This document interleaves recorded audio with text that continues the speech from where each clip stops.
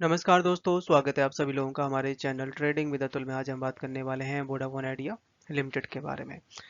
आपने नोटिस किया होगा गाइस कि वोडाफोन आइडिया के स्टॉक में लगातार इस समय सेलिंग का प्रेशर बना हुआ है।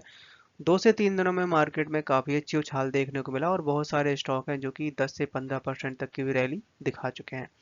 क्या कारण है कि स्टॉक लगातार गिरता हुआ देखा जा रहा है? बट इसके साथ साथ वोडाफोन आइडिया की मैनेजमेंट की तरफ से कुछ बड़ी गुड न्यूज भी आती हुई देखी जा रही है।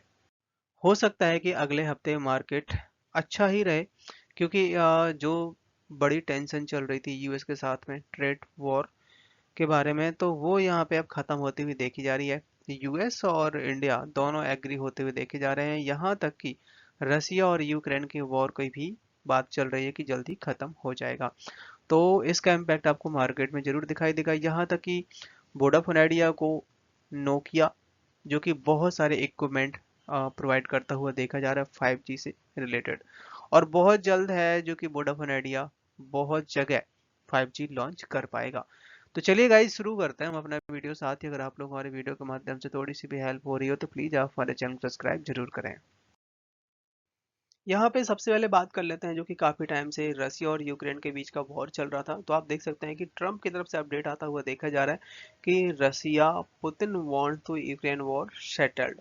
मतलब दोनों के दोनों अब यहाँ पे, जैसे कि आपने देखा भी होगा कि यूएस प्रेसिडेंट की तरफ से काफी ज्यादा फटकार लगाई गई यूक्रेन के प्राइम मिनिस्टर को। उसके बाद वो यहाँ पे राजी हुए, और अगर ये सेटल हो जाता है तो बहुत ज्यादा तगड़ी भी उछाल मार्केट में देखने को मिल सकती है, क्योंकि इंडिया का जो भी व्यापार होता था यूक्रेन में ऑलमोस्ट ठप सा पड़ गया है। और अगर ये सेटल होता है तो ऑल ओवर वर्ल्ड में आई थिंक कुछ टाइम तक तो तेजी बढ़नी चाहिए।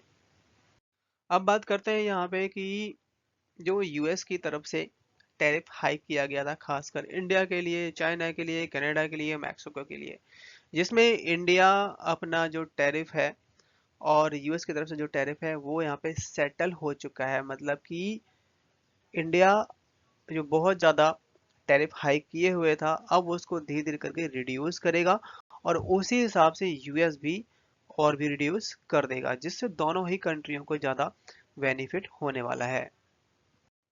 फ्राइडे का मार्केट है जो कि ज़्यादा ना तो तेजी दिखाई दी ना ही ज़्यादा गिरावट दिखाई दी, बट आईटी सेक्टर है, बैंक सेक्टर है, इनमें प्रेशर बनता हुआ दिखाई दिया।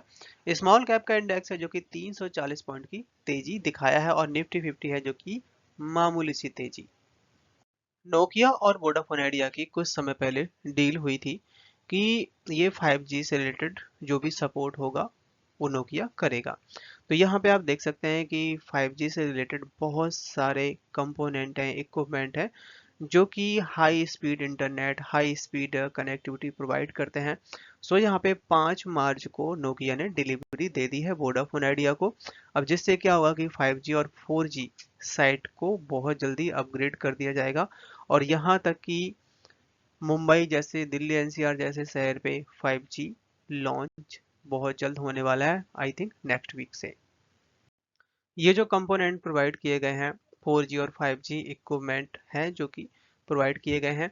बताया जा रहा है कि इसमें 60,000 टेक्नोलॉजी साइट्स हैं जो कि यहाँ पे अपग्रेड करी जाएंगी, जिसमें 1000 न्यू 4G साइट्स भी हैं जो कि बहुत जल्द वोडाफोन आइडिया लॉन्च करने वाला है।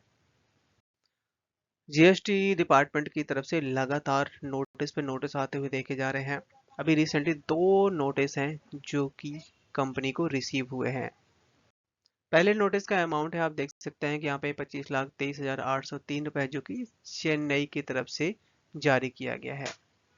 इसके बाद यहाँ पे आप देख सकते हैं कि सेकंड इनकम टैक्स डिपार्टमेंट की तरफ से पेनल्टी लगाई गई है करीबन 11 करोड़ का, और ये जो पेनल्टी लगाई गई है 6 मार्च 2025 को।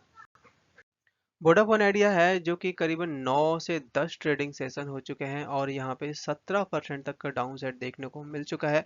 बताया जा रहा है कि यहाँ पे और भी कुछ रेटिंग एजेंसियां हैं जिन्होंने सेल की रेटिंग दी हुई है, जिसमें HSBC है जिसने जो रेटिंग अपनी रिड्यूस कर दी है 7.1 रुपए पर शेयर के आसपास से 6.5 पर शेयर कर दी है, जिसमें 17.3% और डाउन साइड देखने को मिल सकता है। इस समय 12 रेटिंग ऐसी एजेंसियां हैं जिन्होंने 12 में से 4 रेटिंग एजेंसियां जिन्होंने बाई की रेटिंग दी है, बाकी है जिन्होंने सेल की रेटिंग दी है। और इनका भरोसा इस समय ज़्यादातर भारतीय एयरटेल और आपका रिलायंस जियो पे बनता हुआ दिखाई दे रहा है। बात की जाए यहाँ पे अगर वॉल्यूम एनालिसिस के बारे में, तो आज आप देख सकते हैं कि 36 करोड़ का वॉल्यूम दिखाई दिया। वोडाफोन आइडिया की जो मैनेजमेंट है 5G का ट्रायल मुंबई में स्टार्ट कर दिया है, जिसमें पहला जो लॉन्च है कमर्शियल का होगा। इसके बाद यहाँ पे 14 मार्च से ये 100% यहाँ पे 5G स्टार्ट हो जाएगा। अभी यहाँ पे जो भी फीडबैक आएगा कि कैसा नेटवर्क है, कैसी स्पीड है, उसके हिसाब से और भी अपग्रेड किया जाएगा। बट यहाँ पे जो भी कस्टमर 5G का डेटा यूज करना चाहेंगे कॉलिंग पे, उनके ऊपर कोई भी एक्स्ट्रा कॉस्ट नहीं पड़ने वाली है।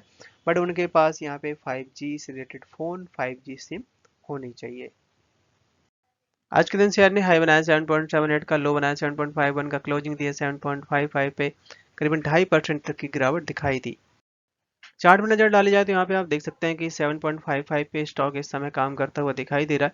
अगर इसको ब्रेक करता है तो स्टॉक है जो कि 7 रुपए के आसपास भी जा सकता है या पहले वाले लेवल पे। बट गाइस एक बात है कि लॉन्ग टर्म के हिसाब से हमें सोच के इन्वेस्टमेंट करनी चाहिए, शॉर्ट टर्म के हिसाब से नहीं।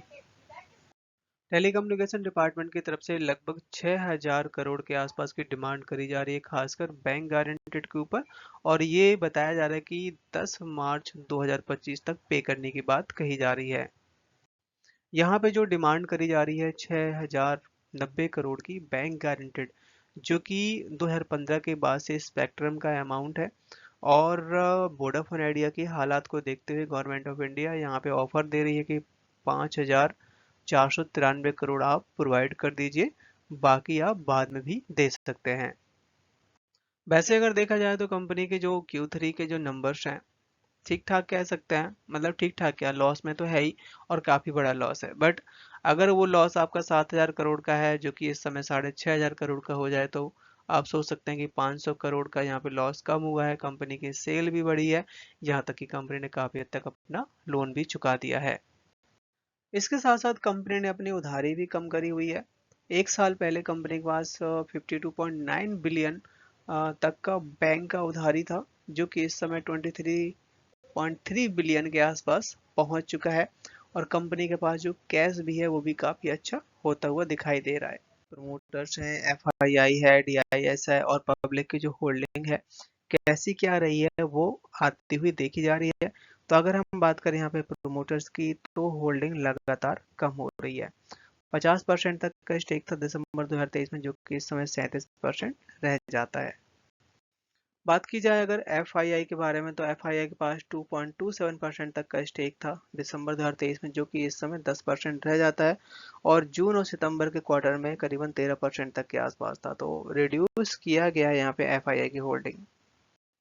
डीआईएस के डेटा पे अगर नजर डाली जाए तो 36% तक का स्टेक तो दिसंबर 2023 में, जो कि अब 27% रह जाता है।